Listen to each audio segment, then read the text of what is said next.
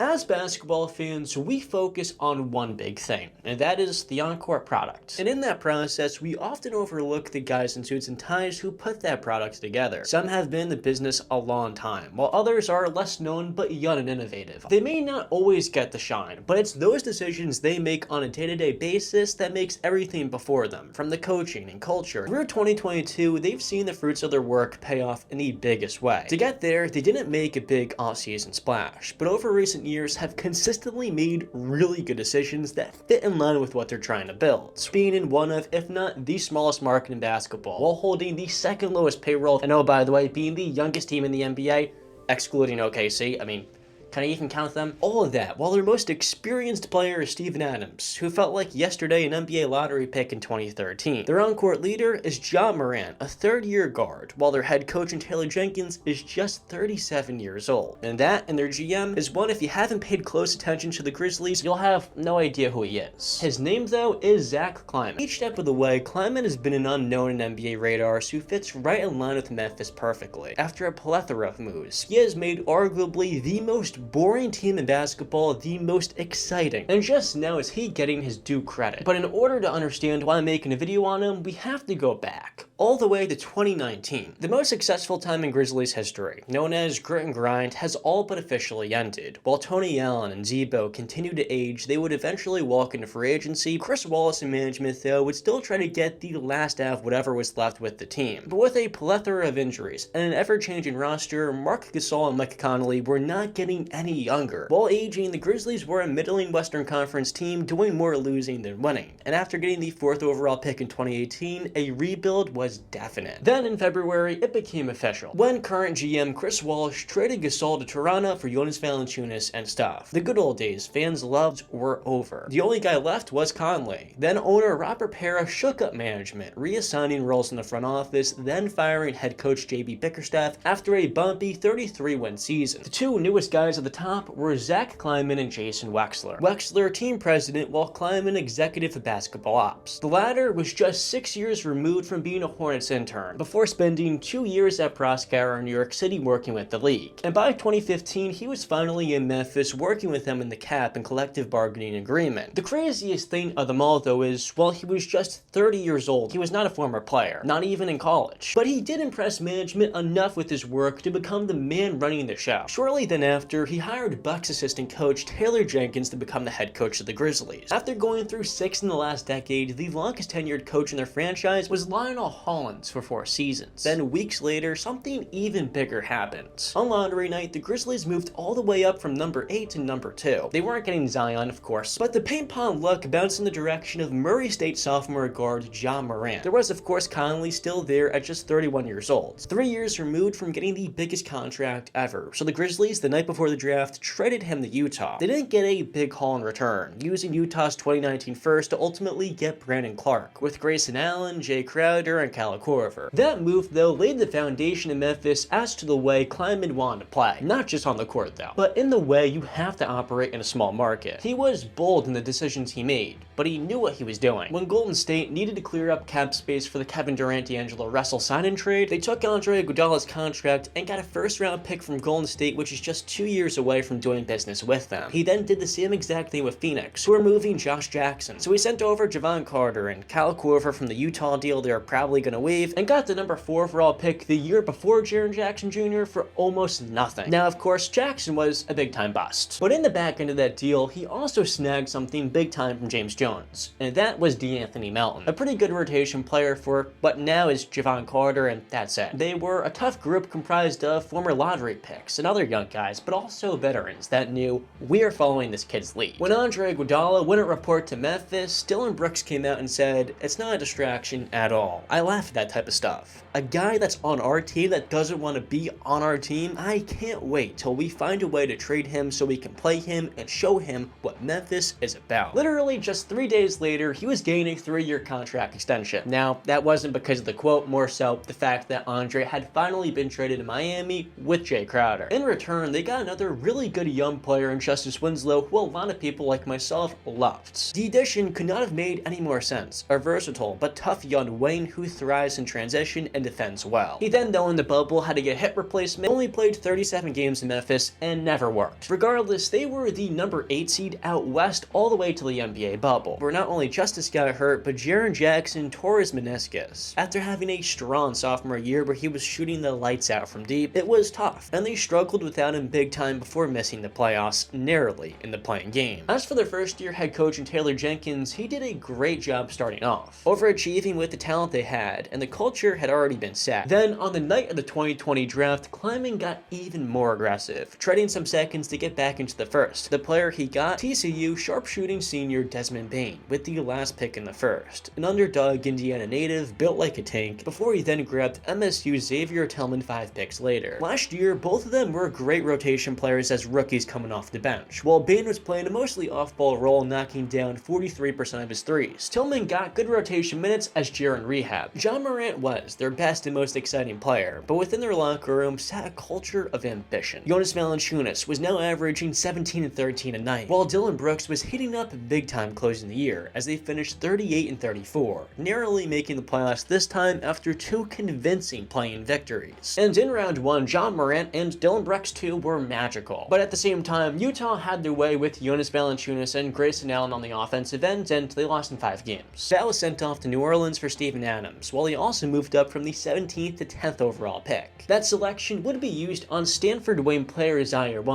I may or may not have had this team as my number 9 Western Conference team coming into the year. I know. I could not have been any more wrong, as 5 months later, they hold the league's 2nd best record. The biggest thing has been the internal improvement of, quite literally, everybody. Jackson had struggles early with his discipline, and now is a deep play candidate after missing almost an entire year of development. After his first season, Desmond Bane was moved to point guard in Summer League, where he got a bunch of on-ball reps, and now is a candidate for most improved player as just a sophomore. The frontrunner for that award to many, though, is his backcourt complement in Ja Morant. In just 1 year, Ja's gone from the beloved, highly creative young guard to an MVP candidate, putting up 28 points and 7 assists a game. Their player development has been chef's kiss, while Taylor Jenkins has continued to exceed all of our expectations. Even while Ja Morant's been hurt the last 2 years, the bench has been good enough to have a winning record without him, even beating, albeit basically a G League team, by 73 points. With an opportunistic style, creating turnovers and second chances, they get out in transition and make teams run. They aren't the most talented, but that's not why Memphis and this entire country loves them. This is a group of young guys who don't know any better but to trash talk LeBron while they're beating him by 20 points. But even beyond their fit on the court together, they share one thing which has brought them together. They're all underdogs. Morant, Brooks, and Bane, none of which were ranked coming out of school. They feed off those who don't believe in them. It's what they do, and how they got here. But while being an incredible watch, and a team hungry to go somewhere deep in the playoffs, this year, none of this is possible without the work of the guy in charge. Getting Ja, Jaren, and Dillon is the easy part in team building. Putting together the right coaching staff and front office, though, maximizing player development with a special culture, not exactly as easy. Still, it took a first-time general manager, while being the youngest right now in the NBA in Zach Kleiman, 1 year to get all of that right. And with the body of his work accelerating a rebuild to a point I have never seen as a fan, he's made it look easy. While just getting into his 30s, he does not seem to be going